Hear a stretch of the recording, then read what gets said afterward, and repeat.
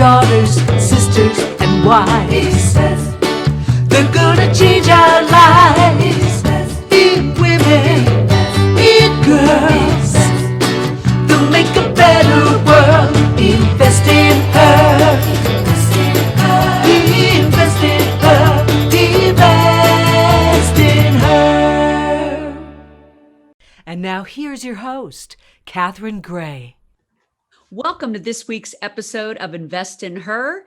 I'm your host, Catherine Gray, the founder of She Angel Investors and co-founder of the She Angels Foundation, where we give grants to female-founded nonprofits that are helping women. And as you know, every week I have on fabulous female founders and funders that are help changing the world. And today I have on my friend from the United Kingdom, Fiona McKay. She just came out with this amazing report that you can get a copy of called Trailblazing Women in Investment. Please welcome to the show, Fiona. Hi, how are you today? Hi, Catherine. I'm fine. I join you from the UK. It's all a bit grey and wet today, but brighten my day to be able to be on your podcast. So thank you for having me. Well, thanks for being here. It's nice. One nice thing about Zoom is that we can reach our friends across the water and all over the world. And that's one of the things I do love about it, because I love being in person, when I can, but sure. This is wonderful that we can reach across the sea and reach our friends over in the UK today. I know everybody listening to Invest in Her is interested in what's going on in the investment world for women in particular. So I love that you took the time to put your expertise into aggregating all this information in your new report, The Trailblazing Women in Investment. And anybody can get a free copy, and we're going to tell them later in the show exactly how they can do that. But, first, I always like people to get to know my guest, your background. How did you get from here to there? And so let's talk about, before you started Lightbulb Leadership Solutions, which is helping companies and women to excel. Let's talk about your humble beginnings. So I know you left school when you were 16, and I say that because I'm so impressed. And there are so many people out there that left school early and are super successful like yourself. And so I think it always inspires other people who have the same story. So let's talk about that. You were 16 years old. How did you find your way in the world at that age? Oh, it's a really good question. And thanks for that, Catherine. I knew from being very young that the education system just wasn't for me. And in the UK, we were allowed to leave school back in the day at 16, as long as you got what we call the O levels, they're now called GCSEs, and that you didn't have to stay on for a high school diploma, which is our equivalent of what we call A levels. So I left with some really good results, better than anticipated. And I was in all the top streams at school. I just couldn't stand it. I couldn't wait to get out the door and just unleash my creativity on the world. It was just all far too, just wasn't me. Academic world was just not for me. So I left at 16. I always knew that I wanted to get a job. I wanted to get out with people and just learn. I was a sponge at that age. I just wanted to learn everything and anything. And funny how the universe works. My very first job was working for an amazing woman, Dorothy, and she was the assistant director of social services in our local area in South Manchester, where I live. And she took a real punt. She needed an executive assistant and said, actually, I'm going to take somebody perhaps who isn't in the norm. And I saw this role as a full-time role, wasn't a traineeship. And I applied for it with all my great skills, set them all out. And she said, you know what, come on in for an interview. And we got on brilliantly, and she backed me. I got backed early by a great woman. And that was a fantastic catalyst for me. And I love that you're telling this story, because every woman out there should remember to get behind another young woman. Like how that woman impacted your life. I can't imagine. Oh, for sure. And, you don't even realize the impact that has, the cascade that it brings. So for every woman wherever we are, whatever we do, back another woman and back her early, because there's the power that comes from that is just, it's magical, and it literally changes the world. So from there I left and I went to join the civil service, and I became High Court Judge's Clerk. So I was one of the in fact, I was the youngest in the UK at 19. And again, I worked Let me translate that for us here in the US. A judge's assistant. Clerk, yeah, a judge's clerk. Okay, yeah, wow, yeah, what a cool yeah. job. Yeah, really cool job. And again, I worked for an amazing judge who, again, really backed me and really saw just a spark of something. And that was amazing. And I loved it. I had great opportunities there. But I really wanted to test myself in the commercial world. And then I joined a barrister's chambers. And barristers are the higher advocates in law here in the UK. They're the ones in the gowns, and the judges, the gowns and the wigs, and they make their representations to the judges. The solicitors here, they do have rights of audience, but not the same as the barristers. And I became their chambers director, first woman they'd ever had in role, first woman they'd ever had in post. So I've done quite a lot of firsts in my career, which has been quite cool. I love that, breaking this glass ceiling. Yeah, it was good. And then I went into management consulting. I did incredibly well there. And then 14 years ago, I saw this opportunity in the market to start a consultancy, and I took it.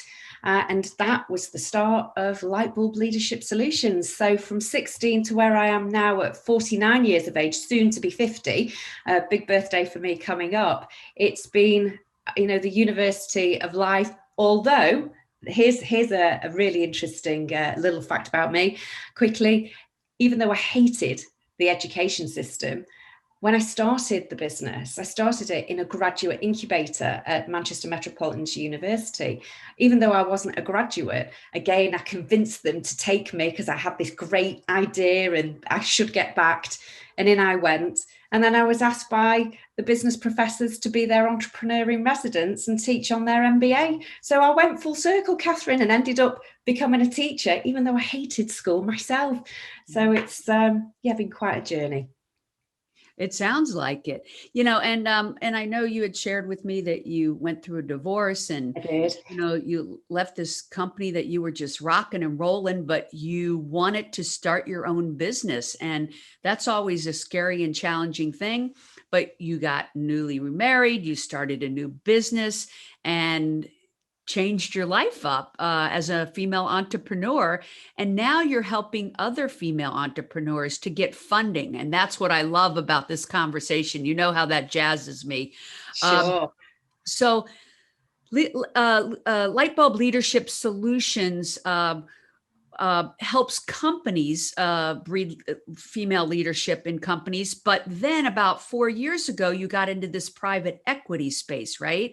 And so now I love that you help women, prepare to pitch, help them get funding. Then once they have the funding and launch their businesses, you help them know what to do with that funding, because so many people out there have these great ideas, but they don't know how to go pitch for it. And even when they do get the funding, they don't know what to do with the funds properly. It's a big responsibility, right? So talk to me about this that you're doing for these startup companies. Yeah, it's such an important part. And I saw this working on the other side of the tracks, working with hypergrowth companies, some of the things that they were doing. How could we get that through down into the female founder market so they can scale their businesses quicker?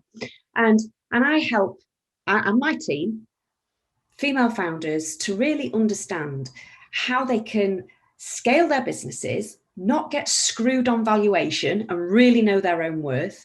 Make sure that they are pitching to the right investors who share their same values and share their same impact and mission-driven ideals, because that's really important. I mean, once you get in bed with a great investor, it's amazing.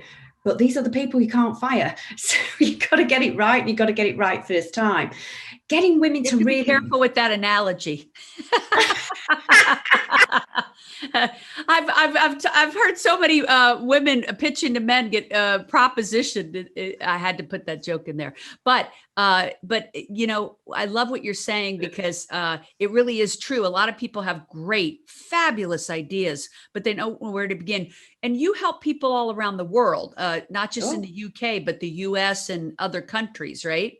sure. So that's important to note that no matter where somebody is listening to our podcast, and I've heard we have a lot of podcast listeners also in Spain and around the world. So, you know, they can reach out to Lightbulb Leadership Solutions to help them prepare for a pitch, no matter where it is in the world, right? Absolutely, absolutely. From the Middle East right through across Europe and in Asia. We're a global company, so absolutely more than happy to always talk to female founders and help them get their ducks in a row and pitch in the very best way, and also prepare for what will be then the challenge of change. Because once you get the money, once you get the cap, change comes almost immediately, and preparing yourself for that change is really, really important. So if you win the cap and you win, you know, let's say, for example,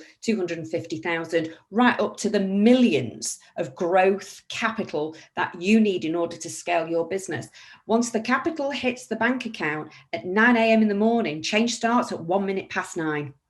When people come to you, do they normally have some deck that is insufficient and you help them with it? And what is the biggest mistake that they make? Well, the deck is part of it, but you've got to know your story. At the end of the day, Catherine, people buy people. Yes, they've got to see the numbers. They've got to see that the commercials are there and the forecast is looking favorable.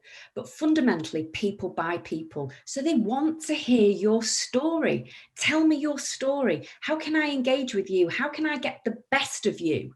And how can I bring it out of you? That's what investors want to see, so they can deploy their best skills to marry and match with your best skills as well, and help find the gap. And if you can do that quicker, you've got a better chance of getting not only the capital, but a brilliant valuation, because there's a big difference between revenue and valuations. And understanding that at the get-go is really important. Right. And I think the average person, they could have a great business idea, but they don't understand valuations. In fact, I'm sure some people are listening saying, what are valuations? You know, but that is what you're valuing your company at and what you're asking them to invest and what percentage that you're giving them to invest in your company. So you don't want to give away too much. But you want to give away enough that they're interested in becoming a part of it. Maybe they bring something else to the table to help you grow it, right? Absolutely. Contacts. And a lot of that can be contacts, you know, opportunities, particularly around marketing or intellectual property, tech, you know, whatever it may be. So to your point, how do you prepare people? Get it clear where your gaps are, what you need the capital for, and tell your story. You can have the best business in the world. It can be brilliant on paper, but if people can't connect with you and your story, how will your consumers connect with you either? So you've got to think about the much wider picture. And my role is to help women to really unleash themselves and get back from stopping putting limiting self-beliefs on themselves sometimes. And it's like, oh, well, nobody will be interested in that. Well, you know what? Yeah, they will. Come on, let's get it out. You know, it's part of your story. This is amazing. And sometimes it just needs an external eye to really, you know, get that, pardon the pun, light bulb moment. Yeah, I've often talked to investors that have said they have to feel a connection to the founder. They have to feel like I could believe in this person. So Absolutely. it is important to have somebody coaching them like you, I believe, that says, let's cultivate your story into something that really people can identify with. And I think you would agree with me that one of the reasons that women are so underfunded, and we both always are, preaching that, we get less than 2% of capital venture capital funding and how disappointing that is, but how are we going to change it? That's what you and I are on a mission to help change that. And so one of the ways I think is having entities like yours that do help coach women as to what investors are looking for. But the other end of that is, who are you pitching to? And so we both know there has to be more female investors because people tend to identify with and invest in people that they relate to. And so that's why mostly it's white men that get the funding, because it's mostly white men that are doing the funding. And so there have to be more female decision makers, more female angel investors. And that's our mission, is to also help women understand how they can play their part in changing this, not just as someone looking for money, but as also as an angel investor. So you have discovered some really interesting things in your report that people can get at. You want to tell them where they can get it? Sure. So it's www.lightbulbleaders.com/trailblazing women. And from there, you'll be able to find out much more about the report, its findings, and download your own complimentary copy. So head on over and check it out. Well, Lightbulb Leadership did Trailblazing Women in Investment, and that's the report that you can get for free. I actually downloaded it. I have a copy of it here myself, and it has invaluable information, a lot of statistics, a lot of interesting things that we should educate ourselves about. But one of the things I love most about it is that you highlight 10 women that are real trailblazers in the investment world, because we all want to know them. And I thought we could talk about a couple of them today, just to give them an idea of who's in the report. I know Daria is one of them here in Los Angeles with the female founders. Let's talk a little bit about who's in this report that you've highlighted. Sure. So we went out to our networks, both sides of the Atlantic, and said, who can we celebrate? Who would you recommend as the trailblazing women who are it's not just great talent, but are absolutely changing investment for future female talent coming into the investment industry, and also for female founders. And we had 10 brilliant women brought to our attention, and we had one-to-ones with them. We spent a lot of time looking at their ethos, their own impact, and we were just so excited to be able to share their talents with the world. And in the US, there's an amazing lady, and if you haven't checked her out, you should. It's Edith Dawson. She is the founder and managing director of Women's Venture Fund 2. She's a brilliant. And that's, you said Women's Venture Fund 2? 2, yeah, 2. 2 as in number 2. Yes. So yeah, you need to check her out. She's absolutely amazing. She was one of the very first female investors to really bring to the market and get good traction that there was a real link between diversity and using diversity as a competitive advantage in investment strategies. And she has invested in Series A companies across the US that has a serious amount of senior female leadership in those businesses. She also invests in businesses that have men in them as well, but very much that's part of their investment strategy. So check out Edith Dawson at Women's Venture Fund 2. We said about Daria, she's just awesome.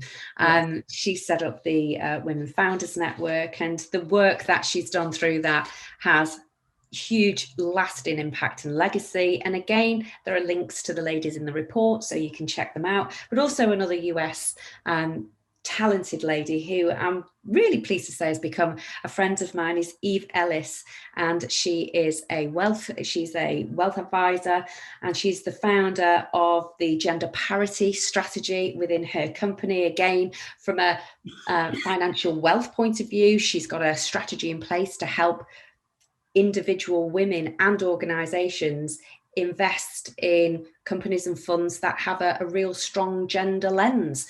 So that's a very interesting aspect of it. And then over in the UK, we've got some really young talent female investors coming through. Vika Manos, she's at Anthemis Group. She invests in financial wellness, and she's really clear and passionate about investing in mission-led founders, which comes back to what we were talking about before about getting your story and your purpose right. We've got Alex Daly. She sits on some of the government committees. She is the CEO of a cap raising organisation. So she raises capital for the private equity funds. And as I say, she sits on some of our government task force to try and get more capital from the private markets flowing to female founders. So getting our economists and our politicians engaged in the changes that are needed. So check out these 10 women. They're awesome. It's going to take private sector and government sector to help this initiative. I love that you said that they're young. This topic is for anybody of any age and any ethnicity. I mean, this is a mission for us to help all women to rise. Women of every ethnicity and every age. You're never too old, you're never too young to get involved in escalating the investments of women. And whether it's going, like you said, working for an existing venture capital firm, starting your own, like other people have done, like Arlen Hamilton started Backstage Capital to help women of color and LGBT community. There's so many good things happening out there. We're still at less than 2%, and COVID had venture capital funding, and COVID has hurt that a bit as well, which is disheartening. But, we need to get at 50% of the funding goes to women. We're 50% of the population. We're 50% of the business owners.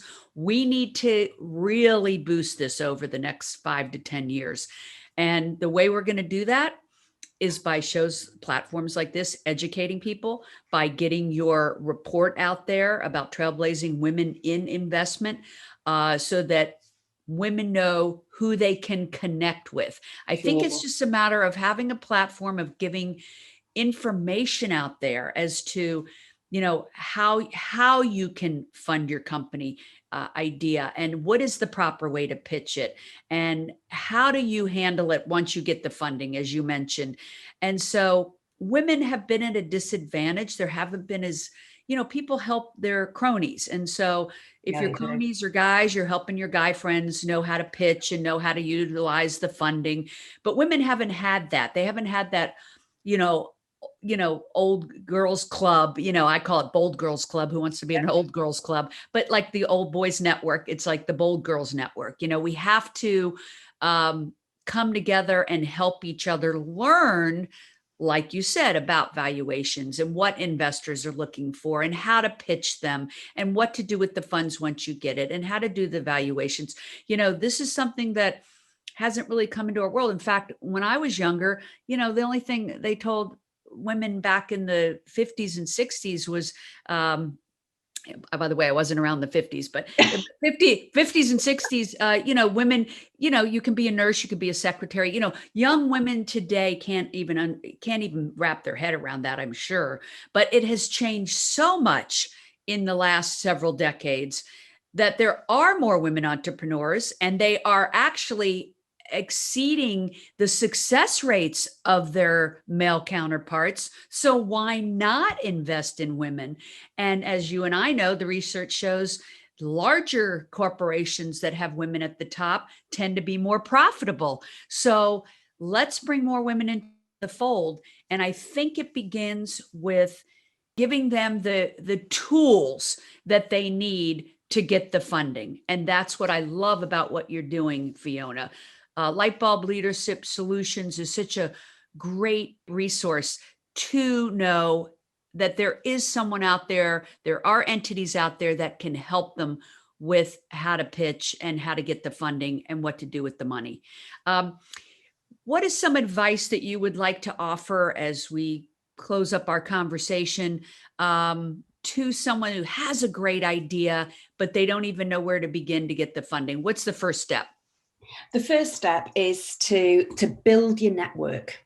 Start doing your research about the kind of companies that you really admire. Where did they get their funding? Find out what is really attractive to you. Where would you go?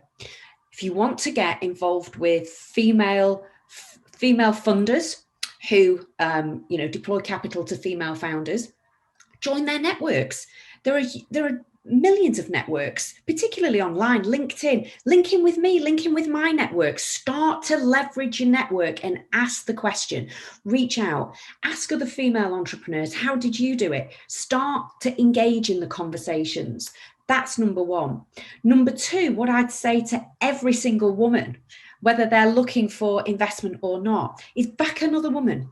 So if you are doing well and you've got some capital to one side, where you would probably historically put, say, $1 million in bonds, and you might think about deploying 100K into a startup company, why not give the $1 million to the women and put the other 100K in bonds? You'll get a better return, and you'll really start to engage in change. And that is how we are going to move and shift the dial, is to come away from some of the structural and societal norms which we've been fed for many years, break away from them and start to shape equitable societies where women are not financially disadvantaged. They're not decimated financially because there's a pandemic and they only get 2% of capital. We need equitable societies, and the only way we can do that is to fund women through women, and we do it as of today. I love that. That's a great wrap. I love it. Great advice. Fiona, thank you so much for being on. They can follow you on social media at Lightbulb Solutions. So you can follow me on Twitter. I'm at Follow Fiona. So that's Follow Fiona. Oh, I love that. Follow Fiona. Yeah, okay. Fiona. If you want to follow the company at Lightbulb, again at Twitter, we're at Lightbulb LS. On LinkedIn, come and connect with me. That's a place where I hang out a lot. And it's a place where investors hang out a lot. So make sure you get into some of my networks, and equally check us out at lightbulbleaders.com. Wonderful. Well, thank you so much for being on. And of course, remember to follow us at She Angel Investors on all of the social media. We appreciate you tuning in today. Make it a great week. Remember to invest in her. Thank you, Fiona. Thank you, Catherine.